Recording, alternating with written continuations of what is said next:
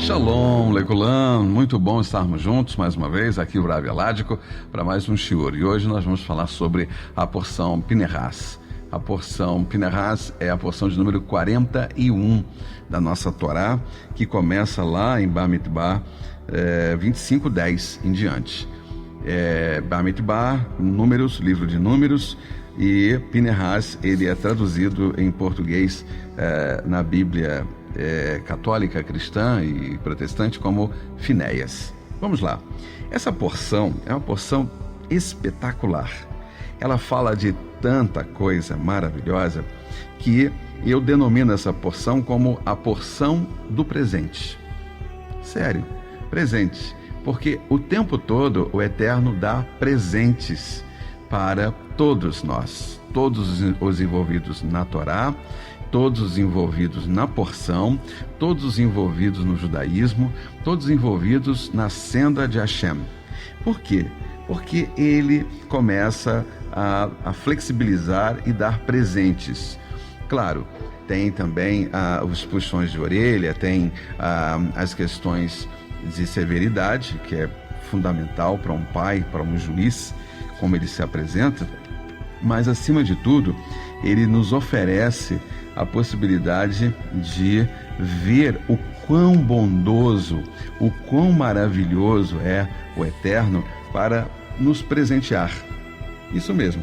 Ele começa a porção dizendo o seguinte, já no verso 11 do capítulo 25. Pinehas, filho de Elazar, o filho de Aharon, um sacerdote, desviou da minha ira por sobre os filhos de Israel, ao levar minha vingança entre eles, e assim não consumi os filhos de Israel com minha ira. O primeiro presente foi Pinehas que nos deu quando ele desviou a fúria do Eterno contra o povo de Israel, que estava ali entrando em desequilíbrio por causa daquela relação. Nós já comentamos que foi o pecado de Baal Peor. Portanto, eis que lhe dou a minha aliança de paz, e será para ele, para sua descendência depois dele, uma aliança de sacerdócio perpétuo. Olha só, o sacerdócio perpétuo, o Eterno deu um presente para Pinehas. Primeiro, Pinehas deu um presente para Israel, para o povo de Israel, segurando a ira do Eterno. Depois o Eterno dá um presente para Pinehas. Olha só quanta coisa maravilhosa que tem de presente. Depois, nós temos o quê? O Eterno pede que se faça um censo. Você sabe que todo censo gera morte. Por que hoje em dia nós temos um grande problema no Covid-19 em relação à pandemia no mundo todo? Porque todos estão contando nos países infectados, mortos, infectados, mortos, infectados, mortos. E essa questão que envolve números traz ainda mais mortes. Assim diz a Torá.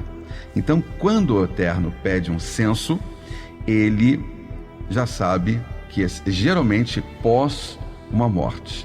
Ou quando conta-se antes ou conta-se depois. Então está sempre associado a algo ruim. É a mesma coisa, você só vai fazer um inventário de algo na sua vida, na sua família, quando tem o falecimento de alguém. Então, não há necessidade de se fazer inventário em vida.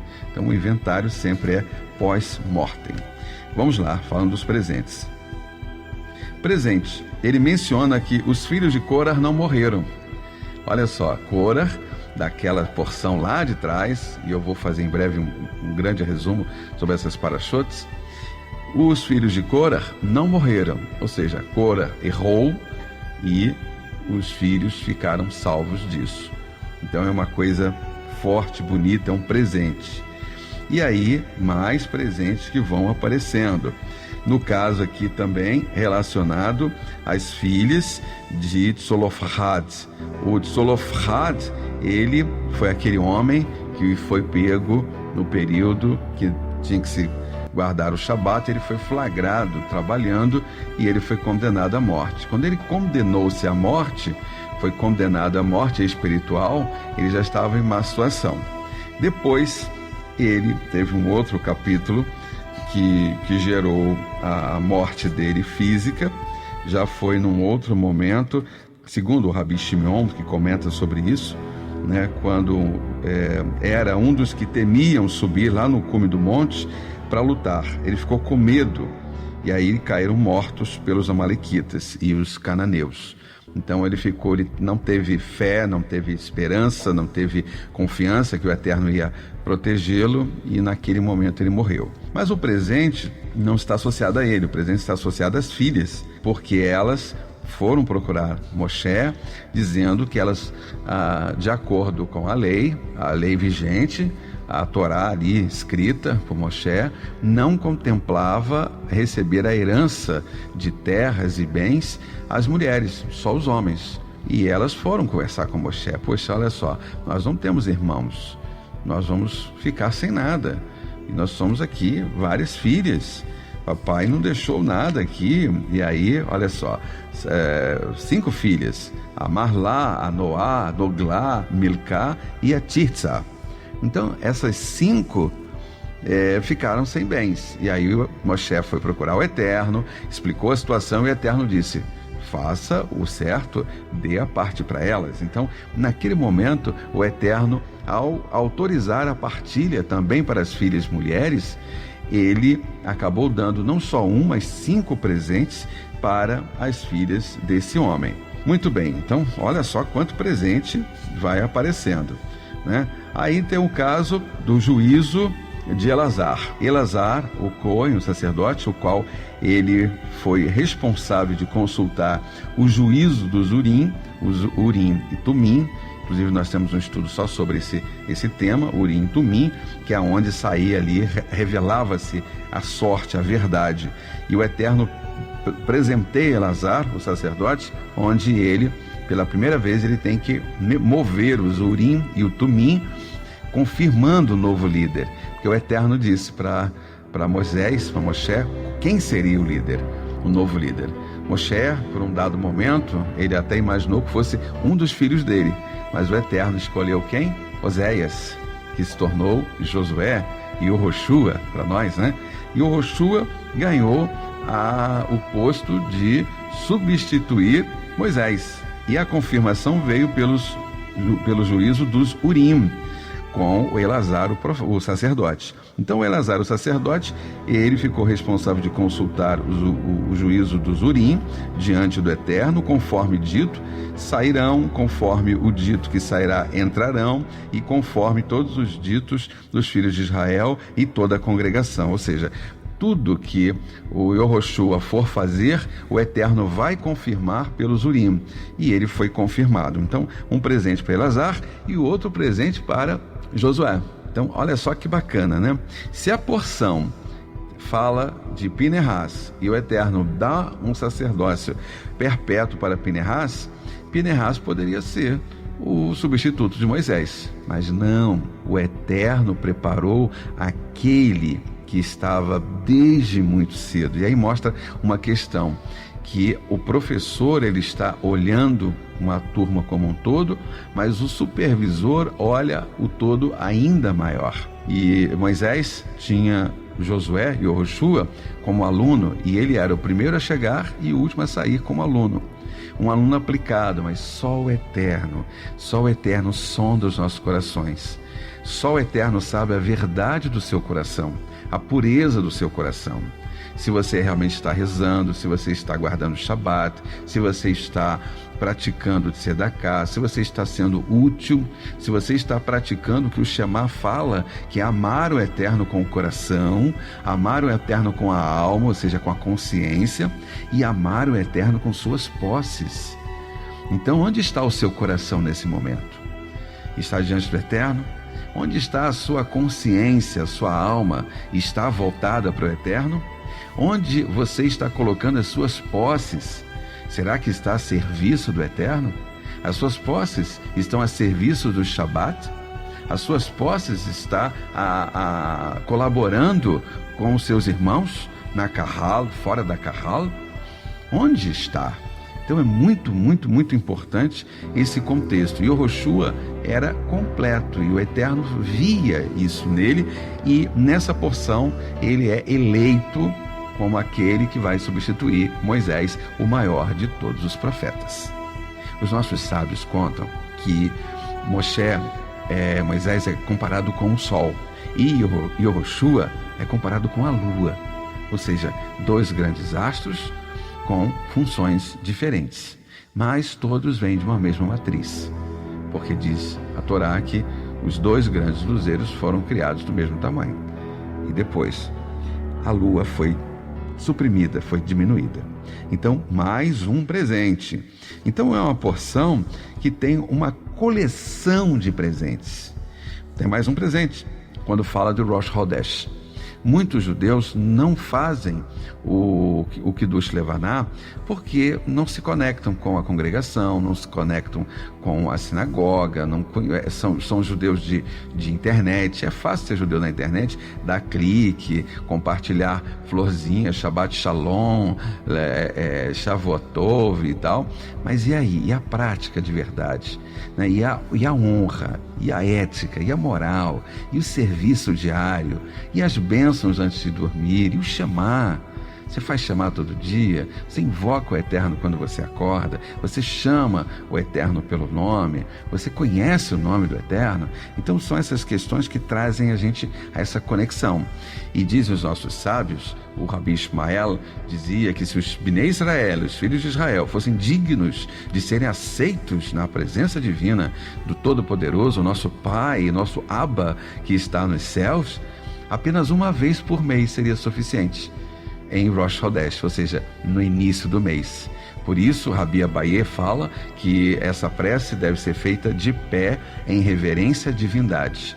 Olha quanta profundidade, quanta coisa maravilhosa em Rosh Hodesh. E nessa porção de Pinehas, o Eterno diz que nós temos que ter essa conexão com o princípio dos meses. Já lá no capítulo 28, verso 11, fala: nos princípios dos vossos meses oferecereis em oferta de elevação ao Eterno, tal, tal e tal e tal. Então está aqui mais uma conexão espetacular. Mas é só isso? Não. Tem muito mais coisas. O Eterno aqui está nos trazendo outras conexões, como o dia do toque do shofar. Que dia é esse? Rosh Hashanah.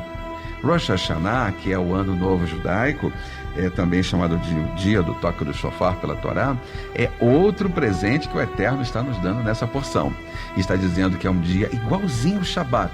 Ou seja, você para das suas atividades, você relaxa, você descansa, porque você está celebrando a criação do mundo. Rosh Hashanah, o dia do toque do shofar, quando os homens fora de Israel tocam shofar. Cuidado você que anda comprando shofar pela internet e fica aí em casa tocando, brincando. Não é nada disso. Eu vou tocar no Shabat, eu vou tocar nas festas. Não. Tem data e tem momento, tem estudo e tem que estar preparado para isso. Então, é toda uma questão de ordenância, de estar em ordem, estar preparado diante do Eterno. E tem mais. O Eterno fala também nessa porção dessa relação com Shavuot. Shavuot, festa das semanas, Pentecostes, algumas religiões do ramo cristão que chamam esse período, mas com outra conotação, obviamente, mas Pentecostes é Shavuot. Ali em Shavuot nós temos uma outra relação, onde nós passamos um período. Eu sou apaixonado por Shavuot, o que antecede Shavuot, porque é uma escadinha. Todo dia você se eleva, e você conta, até você chegar num dia de você se apresentar. E eu me apresento direito e correto, porque eu fiz por onde? Como que você pode receber alguém muito importante da sua casa se você não fez um café antes, se você não varreu a casa, se você não deu um brilho no chão da cozinha, da sala, não limpou o banheiro, não preparou um refresco, uns quitutes? Veja, você está recebendo uma visita. Imagina uma visita espetacular, uma visita maravilhosa. Foi o que o Eterno disse: não se apresente de qualquer jeito, me traga um presente novo. Por isso o preparo daqueles dias de Shavuot. Então Shavuot é mais um presente da porção Pinehas que o Eterno está nos conectando nessa porção. É muita coisa boa, né? E tem mais. Acabou por aí? Não, tem Sukkot. Sukkot é outra festa que é chamada aí também em português de festa das cabanas, festa de tabernáculos. Então, o Eterno nos coloca numa posição de nós exercermos o quê? Humildade. Sukkot é período de humildade, porque nós sempre estamos na cabeça, sempre estamos ganhando bênçãos, sempre estamos evoluindo, o Eterno trabalhando a nosso favor, e daqui a pouco você começa a achar que os seus olhos são mais bonitos do que o do seu vizinho, que você é mais importante. Eu quero você pequenininho, porque o grande aqui sou eu. Assim diz o Eterno, né? O Eterno diz que só Ele é o grande, Ele é o soberano. Nós somos, pequenininho. David Ramela dizia que nós somos um pó, somos vermes, né? Tão pequenininhos nós somos, né? Então, mais um presente da porção é falar dessa festa de Sukkot. E, por último, não menos importante, um dia espetacular, um dia milagroso, um dia fora de catálogo, que é o Shemini Atzeret. O Shemini Atzeret é o dia da abstenção de trabalho, o dia da retenção, quando o Eterno diz o seguinte: olha, por tudo que você fez e tal, agora eu quero que você fique mais um pouquinho comigo. Sabe quando você recebe uma visita em casa e a visita é tão boa, a visita é tão bacana, a visita é tão importante, que na hora que ela vai embora, você diz assim: não, fica só mais um pouquinho, toma mais um pouquinho do chá, fica mais um pouquinho, come mais um pedacinho do pão, mais um pouquinho do bolo, não é isso? Quando aquele artista que você ama de paixão, você vai num show, e ele faz um show de 1h30, quase 2 horas, aí ele termina, vai embora, o pessoal fica assim: volta aqui, eu vim aqui só para te ver, pedindo o quê? A canja, pedindo a palhinha. Você já assistiu 1h30 de show, quase 2 horas, mas você quer que ele cante mais uma. Então, porque aquele artista é relevante, é importante, ele tem coisas boas para te alegrar. Então é mais ou menos assim, quando nós estamos prontos para voltar o nosso cotidiano, a nossa vida simples, digamos assim, o Eterno diz: não, fica mais um pouquinho. Esse dia é o dia de Shemini Atzeret, que é o 8º dia, um dia de abstenção de trabalho, é igual o Shabat. O Eterno segura. Aí não interessa se cai numa segunda, se cai numa terça, o Eterno não quer saber de trabalho. É você que tem que procurar o trabalho que se encaixa nas ordenanças do Eterno. Mas eu não posso guardar Shabat porque eu trabalho no Shabat. Ora, troca de trabalho. Começa a pedir o Eterno para trocar de trabalho. Começa a pedir o Eterno para entrar com luz e começa a soltar currículo e fazer entrevista, mesmo estando trabalhando. E aí é pedir para o Eterno: Eterno, eu quero te servir completamente. Entra com luz. Mas você tem que fazer a sua parte. Porque o Eterno já deu tanta coisa, saúde que você tem, família que você tem, nesse frio você tem aí o seu cobertor, tem água quentinha, tem comida, tem bebida. O Eterno está te dando tudo isso. E você tem dado o que para o Eterno? Como anda a sua doação para o Eterno? E se você não consegue doar para quem você vê, que são seus irmãos da congregação, a Kahal, os amigos, os vizinhos, o vizinho de baixo, de cima, do lado, se você não consegue doar-se para ele, como é que você quer doar-se para o Eterno, se você não vê o Eterno? Mas no judaísmo é diferente. No judaísmo, você, quando serve seu irmão, você está servindo ao Eterno. Porque é assim que funciona. E muitos que seguem hoje o judaísmo vieram de outras crenças, vieram do paganismo, e lá é cada um por si e Deus por todos. Não é isso que você aprendeu desde pequenininho, em diversas outras religiões por aí? Cada um por si, Deus por todos? Não. Na Torá e no judaísmo não é nada disso. Todo o povo de Israel é unido. Am Israel Chai. Israel vive. E vive em conexão uns com os outros. Pense nisso. Bem, para achar dos presentes, é o meu presente para você fazer esse shiur dentro de Shabbat para você. Então, Shabbat Shalom, Shavuot Tov, uma ótima semana. Shalom, shalom.